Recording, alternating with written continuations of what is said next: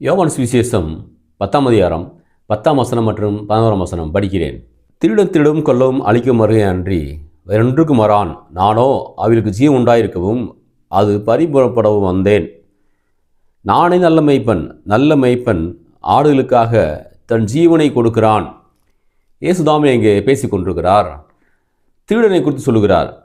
திருடவும் கொல்லவும் அழிக்கும் வருகிறான், வேறு எதுவுமே வர்றது கிடையாது அப்படிங்கிறார்.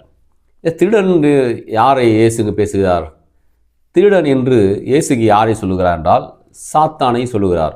பொல்லாதவன், அவன் வந்து பிசாசு சொல்கிறோம் இல்லையா, தீய சக்தி. இப்போ பாருங்கள், மனிதனுடைய வாழ்க்கையை அவனுடைய எண்ணங்களை பிடித்து வைத்து கொண்டு அவனை நித்திய பரலோகத்துக்கு செல்லாமல், நித்திய சொர்க்கத்துக்கு செல்லாமல், அவனை வாழ்க்கையை அழித்து அவனை நித்திய நரகத்திற்கு பிசாசு கொண்டு போகிறான் என்று படிக்கிறோம். அதான் ஏன் சொல்கிறாரு, திருடவும் கொல்லவும் அழிக்கவும் வருகிறான், வேறு எதுக்குமே வர்றது கிடையாது, நானோ அவர்களுக்கு ஜீவனை கொடுக்க வந்தேன் என்று சொன்னார். பாருங்கள், இயேசு கிறிஸ்து தன்னுடைய ஜீவனை இந்த உலகத்துக்கு கொடுக்க வந்தார். ஏன் இயேசு கிறிஸ்து ஜீவனை இந்த உலகத்தில் இருக்க மனிதனுக்காக கொடுக்க வேண்டும்? ஏன் இயேசு சிலுவையில் மரிக்க வேண்டும்? அந்த இரத்தத்தின் மூலமாக மன்னிப்பாகி மீட்பு உண்டாயிருக்குது என்று வேதம் சொல்கிறது.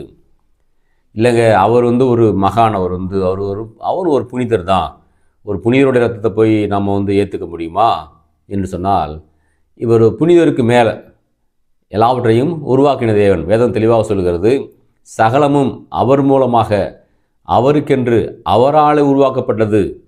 இந்த உலகத்தில் பார்க்கிற எல்லா காரியங்களுமே இயேசு மூலமாக உருவாக்கப்பட்டது. அப்படி என்றால் என்ன? அவர் தேவனுடைய குமாரனாக இருக்கிறார்.